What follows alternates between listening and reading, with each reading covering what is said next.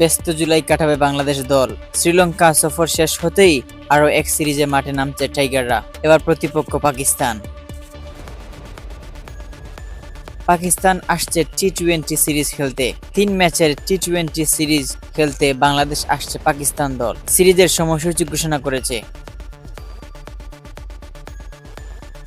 16, 17 ও 24 জুলাই এই 3 দিনে 3টি ম্যাচই অনুষ্ঠিত হবে মিরপুরে। প্রতিটি ম্যাচই অনুষ্ঠিত হবে বাংলাদেশ সময় সন্ধ্যায়।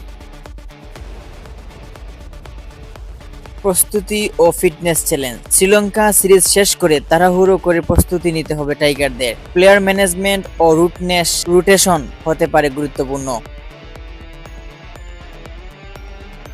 Mohammad Yahya, CS news.